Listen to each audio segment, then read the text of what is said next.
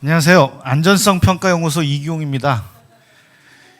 제가 아까 순서 결정할 때 여기 김미소 박사님하고 황석준 연구원님하고 이분 뒤에만 안 하기를 바랬어요. 제일 뒤에서 망했습니다. 망해가지고 어차피 망한 김에 제가 준비해온 거 그냥 착실하게 알려드리고 조용히 퇴장하도록 하겠습니다. 저희 연구소는 안전성평가연구소예요. 옛날에 이제 이름이 안전성이라고 이렇게 있으니까 좀 죄송한 말씀이지만 세월호 사고나 원전 사고 이런 거 나오면 전화 와요. 혹시 선박 안전합니까? 저희 안전성평가연구소는 다른 말로 하면 독성연구소예요.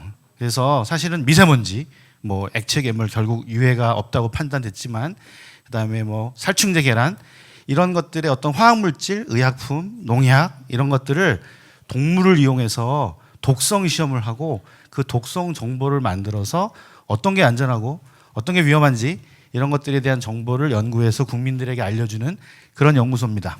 접니다. 제가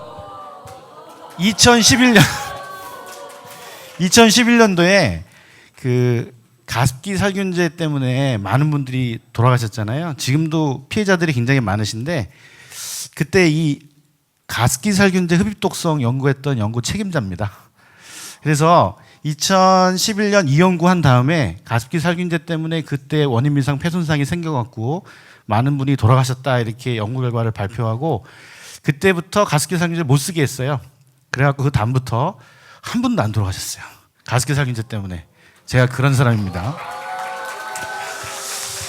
그래서 근데 이상하게도 저는 이렇게 이 독성 연구는 생물 연구 중에서도 가장 생물스러운 연구인데 저는 물리학 박사입니다. 저는 초전도체, 자성체 이런 거 한 물리학 박사고요. 그 이후에 이제 MRI 이런 거 해서 동물 연구하다가 그때는 이제 심혈관, 뇌 이런 연구하다가 요즘에는 폐, 호흡기 그래서 흡입독성 연구하고 가습기 살균제 연구 계속하면서 지금 미세먼지까지 연구하고 있습니다. 미세먼지죠? 뿌였습니다. 답답하죠? 마스크 쓰고 다니시죠? 굉장히 힘듭니다. 언제는 서울 지역의 미세먼지 농도를 보면 한 87 마이크로그램 퍼 세제곱미터. 이게 이제 감이 잘 안 오죠? 가로, 세로, 높이 1m, 1m, 1m 되는 그런 부피를 생각해 보세요. 이게 1000리터예요. 1.5리터짜리 PET병 이런 거 많이 마셔봤잖아요. 그런 게 1000개는 좀 안 되고 한 800개 넘는 그런 부피가 1세제곱미터예요. 그 안에 87 마이크로그램. 마이크로그램은 혹시 저울로 재보셨어요? 1밀리그램. 눈에도 안 보여요. 1밀리그램보다도 더 적은, 그러니까 1000 마이크로그램이 1밀리그램이에요. 87, 100 마이크로그램이면은 0.1 마이크로그램이잖아요. 눈에 배지도 않아요. 그게 공기 중에 쫙 퍼져 있는 거예요. 그러면 이렇게 보여요. 이야. 아직도 아버님들 담배 피시는 분들 집에 담배 피나요? 담배 이렇게 딱 피우면 연기가 자욱하게 나죠? 이것보다 훨씬 높은 농도예요. 자, 그 정도가 이 정도이고요. 보통 나쁨 정도면 50 마이크로그램 퍼 세제곱미터예요. 우리가 이제 입방미터라고도 하고 큐빅미터라고도 표현을 해요. 미세먼지 농도가 해마다 이렇게 떨어졌어요. 이게 미세먼지 농도인데 해마다 이렇게 쭉 떨어졌어요. 그런데 여기 보면은 이제 미세먼지 농도가 50이면 나쁨, 매우 나쁨 그 정도인데 우리나라 대부분 지역을 보면 1년 평균 농도가 다 50 근방보다 조금 낮죠. 그죠? 미세먼지 농도가 계속 떨어져 왔는데도 사람들은 계속 미세먼지가 위험하다고 그래요. 왜 그럴까요? 50 마이크로그램 퍼 세제곱미터 초과일수가 100일이 넘네. 189, 138. 이게 각 지역별로인데 우리 대전은 봅시다. 130일 정도 되네요. 한 1년에 3분의 1 정도가 50 마이크로그램 퍼 세제곱미터 이상 나쁜 그런 환경에서 살고 있는 거죠. 관측해 보니까 세 자리 숫자도 나온대요. 세 자리 숫자. 요거 보세요. 200, 300 이럴 때도 있었어요. 이 미세먼지는 물론 이제 여기는 심혈관 질환 환자만 이야기를 해놨지만 폐질환도 마찬가지예요. 여기 가만히 보면 여기 이제 미세먼지의 농도가 이렇게 변했죠. 미세먼지 농도가 높으면은 심장질환 환자도 이렇게 올라가죠. 낮아지면 내려가죠. 이렇게 미세먼지 농도가 높은 날 다음 날을 보면은 또는 그날 저녁에 ER, 응급실이라고 하지. ER 이렇게 나오는 응급실에 심장질환 환자, 심근경색 환자들이 늘어나요. 그러다가 한 3, 4일 지나면은 폐렴 환자들이 늘어나요. 그래서 심혈관하고 폐렴 환자 이런 것들이 미세먼지하고 굉장히 다이렉트하게 직접적으로 영향을 미치고 있죠. 미세먼지 농도가 평균적으로는 한 50보다 밑에이지만 50 마이크로그램 이상 이렇게 200, 300 이렇게 높은 날일수록 더 위험한 거예요. 그래서 높은 날이 많아졌기 때문에 과거보다 좀 더 미세먼지에 신경을 많이 써야 된다 이렇게 사람들이 이야기하고 있어요. 또 다른 요소는 사실 미세먼지는 아까 얘기했죠. 1세제곱미터에 100 마이크로그램 눈에 뵈지도 않는 게 퍼져 있으니까 사실은 그게 우리 몸 안에 들어가 봐야 얼마나 많이 들어가겠어요. 사실은 더 위험한 건 사실 더 위험한 게 아니라 좀 더 영향성이 높은 거는 O3라는 오존이에요. 오존. 오존은 보면은 그 1999년도보다 점점 올라가서 계속 올라가고 있죠. 이 뒤에 나오겠는데 오존이 많으면 2차 유도 미세먼지 농도가 더 높아질 가능성이 높아요. 그래서 최근에 미세먼지 농도가 높은 날이 갈수록 늘어난 거예요. 뒤에 가서 한번 확인해 봅시다. 미세먼지는 굉장히 작죠. PM2.5, PM10 그거는 10 마이크로미터, 2.5 마이크로보다 작은 그런 크기를 얘기하는 것이고요. 머리카락이 이만하다면 2.5 마이크로는 이 정도 되는 거죠. 굉장히 작은 거예요. 이거 잘 안 보일 거예요. 죄송합니다. 미세먼지는 가운데 탄소 덩어리가 가운데 박혀 있어요. 그 다음에 그 주변부에 황산염, 질산염, 암모늄염 이런 이온염들이 존재하고요. 그 안에 이제 PAH라는 발암물질 이런 것들이 소량 들어있어요. 그리고 중금속 이런 것들이 불순물로서 들어있는 게 그게 미세먼지의 정체예요. 이렇게 생겼어요. 이게 이제 전자현미경 찍어보면 이렇게 생겼어요. 여러 가지 발생 원인에 따라서 우리 FESEM이라고 하는 그런 주사 전자현미경으로 찍어보면 이렇게 보이죠. 흉측하게 보이죠. 요 가운데 탄소 입자이고요. 주변부에 이런 이온이나 이런 것들이 딱 박혀 있는 이런 모습이에요. 미세먼지가 우리 몸에 들어오면 이러이러한 질환들이 걸릴 가능성이 있대요. 이 중에서 가장 심각하게 영향을 미쳤던 거는 심혈관 질환이나 이런 폐기종, 이런 또 후두염, 비염 이런 것들은 전부 다 호흡기 질환이죠. 심혈관, 호흡기 이런 게 가장 영향을 많이 받아왔어요. 미세먼지 중국에서 온대요.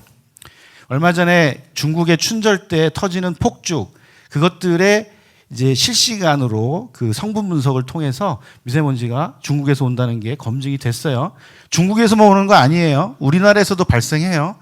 미세먼지는 이렇게 발생해요. 뭘 태우면 나와요. 자동차 배기가스, 산불, 공장 이런 데서 뭐가 타면 나오고요. 건설 현장이나 이런 데에서는 토양 성분의 그런 작은 먼지가 공기 중으로 부유하는 거죠. 2차 미세먼지라는 것도 나와요. 2분 남았습니다. 2차 미세먼지는 대기 오염 물질이 배출된 게 그 햇볕 이런 것들을 받아서 어떤 먼지를 만드는 게 바로 2차 미세먼지예요.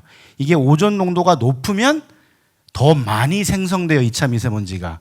그래서 최근에 높은 미세먼지의 농도 일수가 늘어나는 것은 오존이 늘어나는 것과 사실 상관관계가 있어요. 다른 분들이 다 10분씩 칼처럼 채우셔가지고 제가 오히려 시간을 충분히 써도 될 것 같습니다. 저 한 5분 더 얘기할게요. 미세먼지가 타이어 마모에서도 온대요. 타이어가 마모된다는 얘기가 갈려서 먼지가 나올 것 같은데 실제로 그렇지 않아요. 자동차 타면은 되게 무겁죠. 속도를 올리거나 속도를 낮출 때 순간적으로 지면하고 접촉면에서 고온, 고압 상태가 되어서 타이어가 녹아요. 녹아서 증기로 발생하고 근데 녹을 때는 굉장히 고온, 고압이었는데 이 밖으로 나오면 공기 온도죠. 룸 템퍼러처죠. 몇 도예요? 뭐 20도씨, 10도씨 뭐 정도 되죠. 갑자기 쿨링이 되는 거예요. 갑자기 냉각이 돼요. 냉각이 되면 기체가 갑작스럽게 냉각이 되면 어떤 입자, 조그마한 입자, 구름씨 같은 것들이 형성이 되고 그걸 중심으로 입자가 형성이 되는 거예요. 그게 바로 먼지가 되는 거예요. 그래서 이런 타이어, 자동차 타이어가 녹아서 생기는 그런 타이어 마모 미세먼지 이런 것들이 또 문제가 되죠. 타이어에는요 사실은 고무로 되어 있죠. 고무로 되어 있고 카본 블랙이라는 탄소 덩어리를 가지고 만들어요. 또 플라스틱 성분도 이 안에 많이 들어있어요. 그리고 얘는 우리가 먹거나 마시도록 만든 제품이 아니기 때문에 이 안에 중금속이나 이런 불순물 이런 것들은 거의 통제하지 않죠. 그렇기 때문에 이 안에 들어있는 불순물들이 납이나 수은 이런 중금속일 가능성이 높아요. 이런 것들이 자동차 타고 다니다 보면 막 미세먼지 형성시키고 그러면 우리가 도시에서 만나게 되는 그런 미세먼지들에는 이런 타이어 마모 미세먼지가 많은 거죠. 도로 바닥 미세먼지 측정. 우리 미세먼지 측정해갖고 에어코리아라는 데 웹사이트 가보면은 매일매일 미세먼지 농도 나오죠. 네이버만 켜봐도 미세먼지 농도 나와요. 그런데 거기에 나오는 미세먼지 농도는 한 지상에서 3층이나 4층 정도 되는 보건소 꼭대기에서 측정하는 거예요. 실제로 우리 호흡기 주변은 사실은 도로가에서 1.5m, 제 키가 그밖에 안 되나? 하여튼 그 정도에서 측정을 해보면 실제로 1mg per 세제곱미터까지 올라갈 수도 있어요. 훨씬 더 안 좋은 상황이 되는 거죠. 미세먼지는 그렇게 만들어지지 않아요. 여기 보면은 이게 모기향이죠. 모기향 태워도 연기 나죠. 그거 미세먼지예요. 고등어 구우면 미세먼지 나온다고 하죠. 이거 이제 제사 지낼 때 쓰는 향이잖아요. 이건 삼겹살구이예요. 요거는 양초죠. 박나래 씨가 향초 만들어서 이렇게 나눠줬다는 그런 양초인데 이게 각각 물질들마다 성분이 원래 다르죠. 예를 들면 이런 것들은 뭔가 이렇게 탈 물건들이 타서 나올 때에는 아까 탄소 검댕 주변부에 뭐 황산염 뭐 이런 거 들어가 있고 중금속 불소물 이런 거 들어가 있는 그런 건데 이런 고등어나 삼겹살 구울 때 나오는 연기는 거의 대부분 오일이에요. 기름이에요. 그래서 논문에도 그런 거 많이 나와요. 옛날에 고등어 구이 하면 미세먼지 농도가 엄청 높아지니까 미세먼지 주범이다. 고등어 할 때 나오는 미세먼지는 약간의 탄소 덩어리를 둘러싼 기름 덩어리예요. 기름은 발암 물질이 아니라고 논문에 잘 나와 있어요. 그래서 좀 환풍기 잘 켜놓고 고등어 삼겹살 안심하시고 구워 먹어도 암은 안 걸리실 거예요. 요게 가습기예요. 가습기가 이렇게 분무를 하죠. 우리 눈에 보이죠? 우리 눈에 보인다는 얘기는 가시광선 파장보다 크다는 얘기예요.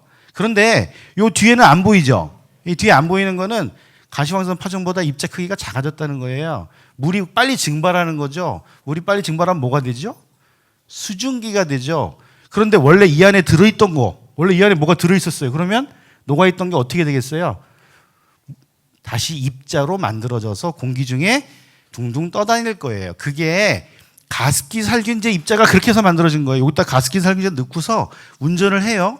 그러면 여기에 둥둥둥둥 가습기 살균제 입자가 떠다니고 그걸 밤새 흡입해가지고 사람 원인 미상, 폐 손상, 섬유화 이런 것들이 걸린 거죠. 이게 나이아가라 폭포거든요. 캐나다 사이트에서 본 거예요. 캐나다 쪽에서 보면 이렇게 보여요. 이게 뭘까요? 나이아가라 폭포의 물방울이 툭 떨어져가지고 그 낙차에 의해서 생기는 물방울이에요. 이거 어떻게 돼요? 증발하죠. 증발하면 그 안에 들어있던 성분들 어떻게 돼요?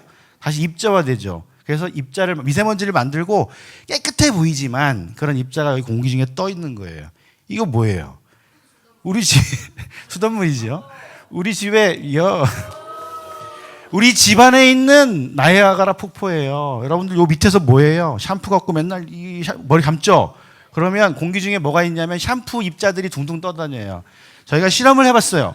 샴푸 입자들이 10mg per 세제곱미터 정도 있어요. 무섭죠? 100 마이크로그램 per 세제곱미터면 되게 높다고 그러는데 엄청 높잖아요. 그런데 샤워 1시간씩 안 하시죠? 저는 한 1분이면 해요. 어쨌거나 우리 집안에서도 다양한 이런 미세먼지 발생원들이 많으니 조금씩만 신경을 써서 이런 노출을 피하면 안전하게 살 수 있어요. 이런 미세먼지는 다양한 그런 질환들을 일으킨다고 합니다. 이 전데요. 저희는 미세먼지를 독성 연구로 잡는 그런 사람들이에요. 다른 건 다 필요 없고요. 미세먼지는 시기별, 위치별로 다양하다. 미세먼지가 1월달, 2월달 달라요. 성분이 다르죠. 화학적 조성이 다른 거예요. 서울에서 발생한 미세먼지, 베이징에서 발생한 미세먼지 성분이 달라요. 그래서 그런 다양성이 있고 미세먼지가 우리 연구할 때 공기 중에서 채집을 해갖고 그걸 가지고 동물 세포 연구를 하는데 그때마다 서로 달라요. 다르니까 실험을 매번 반복하면 실험 결과가 다 다르게 나오죠. 그래서 뭐가 필요하냐면 쌍둥이 미세먼지가 필요해요. 자연대기에 존재하는 미세먼지와 똑같이 인위적으로 재현해서 만들 수 있는 그런 인공적으로 만드는 쌍둥이 미세먼지 이걸 만들어서 우리 연구하고 여기 이제 제가 발명해갖고 특허낸 거예요. 이렇게 해서 실제 미세먼지와 쌍둥이처럼 보이는 그런 인공 미세먼지를 만들어서 이 인공 미세먼지를 저희 독성 연구에 이용하죠. 저희 실험실이에요. 잘 안 보이죠? 그분이 이렇게 생겼어요. 이 예쁘신 누님께서 이 세포 실험을 하죠. 이분도 하네요. 세포 독성 평가. 제가 이 독성 평가를 어떻게 하는지 자세히 얘기하지 않을게요. 이 세포를 이용한 독성. 이 미남들이 이런 챔버들에다가 하얗게 보이는 게 쥐예요. 쥐를 놓고 미세먼지를 이렇게 노출시키죠. 그럼 쥐가 이제 흡입을 하겠죠. 그 다음에 이제 쥐에 어떤 영향이 있는지를 보는 것이고, 이런 대체적인 방법들도 사용하고 있어요. 그래서 최종적으로 무엇을 하느냐? 저희는 미세먼지가 사람한테 흡입됐을 때 나타나는 독성이 뭐냐? 그거 연구하겠죠. 미세먼지가 호흡기, 심혈관, 뇌 이런 데다가 미치는 질환, 이런 영향을 규명하는 거, 그런 걸 하겠죠. 미세먼지의 독성을 억제하는 게 사실 이것 때문에 하는 거예요. 미세먼지를 동물한테 흡입시켜서 어떤 독성이 나오는지를 알아야 우리가 예를 들면 뭐 약을 만들든지 건강기능식품을 만들든지 이런 것들을 먹고 그다음에 효능이 있고 유효성이 있는 그런 의약품, 건강기능식품 이런 것들을 만들기 위해서 하는 거죠. 미세먼지가 우리 주변에 있어요. 우리가 숨 안 쉬고 살 수가 없으니까 계속 흡입을 하겠죠. 그래서 미세먼지를 어쩔 수 없이 흡입하니까 미세먼지를 나는 어떻게 할 수가 없어요. 그래서 내가 미세먼지 컨트롤 못하니까 사람들이 오히려 더 공포스러워하는 거예요. 내가 적극적으로 뭔가 먹고 그래서 나을 수 있는 그런 의약품이나 건기식이 있다면 우리가 좀 덜 공포스럽겠죠. 그래서 저희가 이런 미세먼지 손상을 극복할 수 있는 그런 의약품과 건강기능식품 꼭 만들어 드리도록 하겠습니다. 저희 같은 연구진이에요. 감사합니다.